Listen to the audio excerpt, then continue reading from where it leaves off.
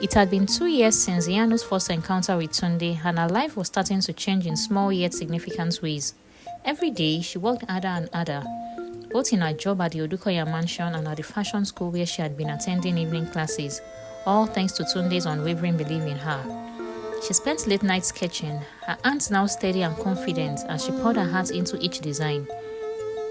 With each dress she imagined and created, Iyanu felt herself getting closer to the future she had dreamed of, one where she could break free from the chains of servitude, where her creativity would flourish, and where she would never again be defined by her circumstances. It wasn't easy. Madame Odukoya's cruelty had not been reduced. She still mocked Iyanu's quiet strength, dismissing her as nothing more than a maid, and frequently reminding her of her place in the grand scheme of things. But Iyanu refused to let her bitterness poison her spirit. Instead, she channeled the harshness of her environment into her work, finding solace and empowerment in her designs. Then, on the morning of her 20th birthday, everything changed. Iyanu had just finished cleaning the mansion's marble floors, the familiar ache in her muscles, a constant reminder of her hard labor. She had just made herself a simple breakfast, a piece of bread and tea, when she heard a knock on the gate. Her heart skipped a beat. It wasn't unusual for guests to visit, but this time, the knock felt different, as though something important was about to happen. Iyanu opened the gate, surprised to see a well-dressed man in a dark suit standing before her. His face was kind but serious, and he held a briefcase in his hand. "Good morning," the man said. "My name is Mr. Okonkwo. I'm an attorney, and I've been looking for you, Iyanu." The mention of her name stopped her in her tracks. "Looking for me?" she asked, her voice unsure. "Yes," Mr. Okonkwo replied. "I am the lawyer for your late parents. I've been entrusted with something that belongs to you." Iyanu's stomach churned with confusion. Her parents, but they had passed away when she was a child. What could this man possibly want with her now? "I know this is a lot to process," he said gently, noticing the confusion on her face. "I've been monitoring your progress over the years, and it is time to fulfill your parents' wishes. They left you an inheritance, Iyanu, one that you were meant to receive when you turned 20. The word inheritance struck Iyanu like a bolt of lightning. She had never thought much about money, about wealth or privilege. She had only ever known the harsh reality of surviving day to day, making do with whatever scraps life gave her. But now, here was someone, a lawyer, telling her that something she never imagined had been waiting for her all these years. "An inheritance?" she asked again, this time more incredulous. "Yes," Mr. Okonkwo said.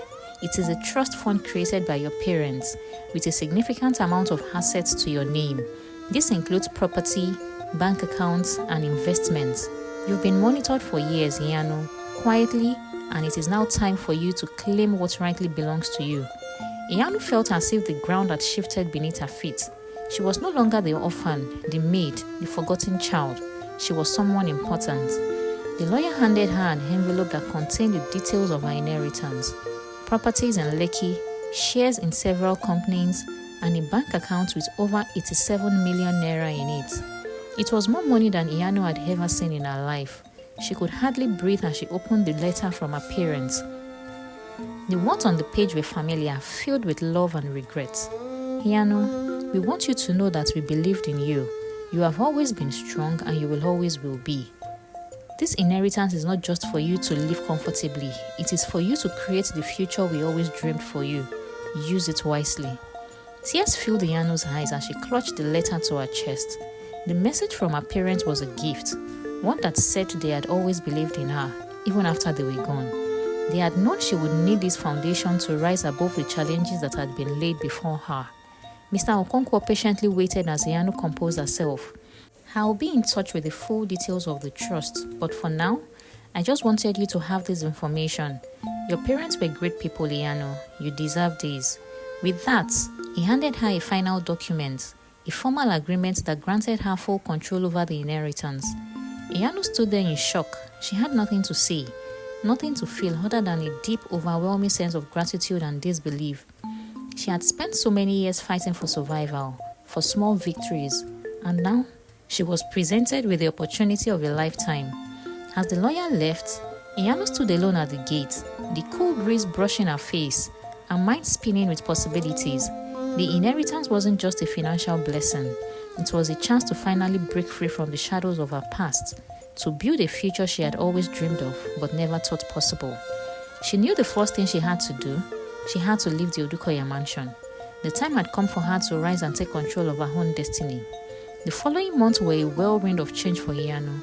With the inheritance secured, she took the first step toward her future. She moved out of the Odukoya mansion, leaving behind the cruelty and bitterness that had defined her time there. She found a modest apartment in Yaba, closer to the fashion school, and poured herself into her work, determined to prove herself on her own terms. Iyanu's brand, Iyanu by Grace, was born. Her first collection was a bold statement of her journey, a combination of traditional Nigerian prints and modern designs. She used the wealth her parents had left her to fund her business, hire skilled artisans, and build a small but talented team. Every piece she designed was filled with meaning, a reflection of her struggles, her resilience, and her determination. But success did not come overnight. There were challenges, long nights, tight deadlines, and setbacks. Yet with every failure, Iyanu grew stronger. She learned the art of negotiation, the importance of marketing, and the power of perseverance. It wasn't long before Iyanu's design caught the eye of influencers, celebrities, and fashion icons in Lagos. Her pieces graced the red carpet of Lagos Fashion Week, and soon, she had international buyers interested in her work. Her designs were unique, sophisticated, and spoke to a new generation of women who wanted to wear their heritage with pride. Despite her newfound success, Iyanu never forgot where she came from. She used her wealth and influence to create opportunities for others. She started a scholarship fund for young women interested in fashion, providing them with the resources to attend design schools and pursue their dreams. She also partnered with local orphanages to provide clothing, education, and mentorship to the children who had once been like her. But the true turning point in Iyanu's life came when Tunde returned to her life, this time as more than just a mentor. They had always shared the bond, a deep respect for one another, but now there was something more. Tunde had been by her side through the toughest moments of her journey, and now he was ready to share in her triumphs. Tunde had loved Iyanu for as long as he could remember. It wasn't just admiration for her strength or her creativity, it was a deep consuming love that had grown over time. As he watched her transform from the quiet, hardworking girl into the fierce, independent woman she was becoming, he had always seen her potential, and it was evident to him that she would rise to greatness. However, Tunde, ever the disciplined and focused individual, had kept his feelings hidden. He had watched from the sidelines, supporting Iyanu as a mentor, a friend, and a guide. He admired her from a distance, but he never allowed himself to act on his emotions. After all, Iyanu had always been his pupil. She needed space to grow, to build herself, to discover her worth without the complication of romantic feelings between them. But Tunde's love for her had only deepened with time. His heart ached every time he saw Iyanu in a quiet moment of struggle. His desire to protect and care for her grew stronger each day. There were countless times he had come close to confessing his sins, only to pull back, afraid of jeopardizing the bond they shared. But when Iyanu's success began to soar, when she gained recognition, built her brand, and started achieving all that she had once only dreamed of, Tunde knew that the time had come to tell her the truth. He couldn't hide it any longer. The love that had quietly burned inside him for years was now a flame he couldn't ignore. He planned it meticulously, no sudden confessions, no hurried words. He wanted it to be a moment she would never forget. He wanted it to be grand, just like the love he felt for her. It was after Iyanu's biggest fashion show, a dazzling collection that captured the essence of Nigerian culture and modern fashion, that Tunde decided to make his move. The event was a spectacular success, and Iyanu was overwhelmed by the applause and admiration she received. As she stood backstage, catching her breath and wiping away a few happy tears, she felt a tap on her shoulder. Turning around, she found Tunde standing there, his usual calm manner replaced by an intensity she had never seen before.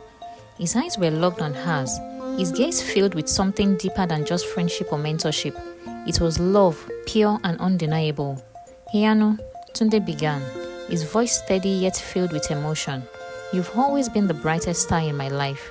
I've watched you struggle, rise, and become the incredible woman you are today. And while I've always known you were destined for greatness, I've also known something else. Iyanu's heart skipped a beat. She had never seen Tunde so vulnerable before, and she could feel the weight of his words. He continued, "I've loved you for longer than you could ever know. From the very first moment I saw you, I knew there was something special about you, but I kept it hidden, afraid of disrupting the bond we shared, afraid that you wouldn't see me the way I see you. But now, standing here, I can no longer deny it, Iyanu. I love you, I've always loved you, and I will always love you." The truth between them was now exposed as the words remained in the room. Iyanu stood frozen, her mind racing, her heart pounding in her chest. She had always admired Tunde, had always trusted him, but this was something she hadn't anticipated. Tunde stepped closer, his voice softening. "I'm not asking for anything in return. I just need you to know. You mean more to me than anyone ever has, and I want you to have the freedom to make your own choice. But I needed you to know that I love you, Iyanu." For a long moment, Iyanu said nothing. Her mind shook with the complexity of the situation, the weight of the years they had spent together. She had never seen Tunde in this way before. He had always been her guide, her mentor. But now, it was more than that. It was someone who loved her, truly and deeply. Iyanu's eyes softened as she stepped closer to him. "Tunde, hi." Before she could finish, Tunde gently placed a finger on her lips, silencing her. "You don't have to say anything right now, Iyanu. Just know that I'm here, always." But Iyanu didn't need time to think. In that moment, she realized that she had loved him too, just as deeply, just as passionately. She smiled, a smile that lit up the room, the smile that had always been a part of her, even in the darkest times. "I love you too, Tunde," she whispered. The months that followed were filled with excitement and preparation. The bond between Iyanu and Tunde developed in ways neither of them could have expected. Their wedding became the talk of the town, a stunning celebration of love, culture, and family. They chose a traditional Nigerian ceremony, rich with vibrant colors and the sounds of drums, filling the air with music and life. The occasion took place at one of Lagos' extravagant locations, with guests from all over the country, including celebrities, politicians, and fashion moguls. Iyanu wore a breathtaking white gown with intricate beadwork, while Tunde looked dashing in a custom-tailored suit that reflected the elegance of their union. The ceremony was a beautiful blend of tradition and modernity.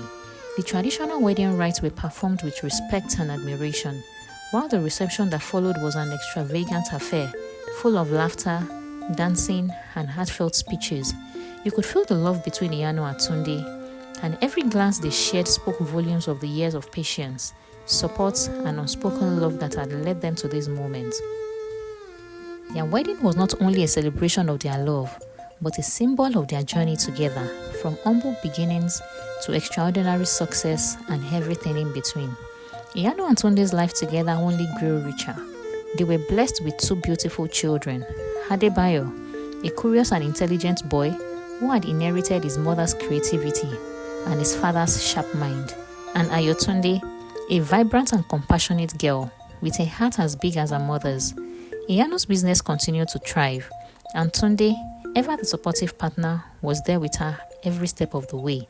They built an empire together, one that was not only about fashion, but about giving back to their community. Through their charity work and philanthropic efforts, they helped countless young people achieve their dreams, just as Iyanu had done. But despite their success, their love for each other never wavered. They found joy in the simple things: a quiet evening at home, the laughter of their children, the shared moments of peace and understanding. Tunde's love for Iyanu was unwavering, and hers for him was equally strong. Together, they had created a life that was not only about wealth and success, but about love, family, and the realization of dreams. Their love story had come full circle, and they had built a legacy that would inspire generations to come. Years had passed since Iyanu walked away from the Odukoya mansion, her head held high, heart full of dreams, and her hands empty, except for determination and raw talent. In that time, Iyanu by grace had become a household name across Nigeria and beyond. Her designs graced international runways, and her story of resilience was now legendary. But Iyanu never forgot where she came from or who had tried to break her. Oduko Textiles, the once mighty textile empire owned by the Odukoya family, had fallen into a crisis. Scandals, Years of poor management and a resistance to change are taking a toll. Their fabrics, once the most sought after in Lagos, now sat on shelves gathering dust. Investors began to pull out.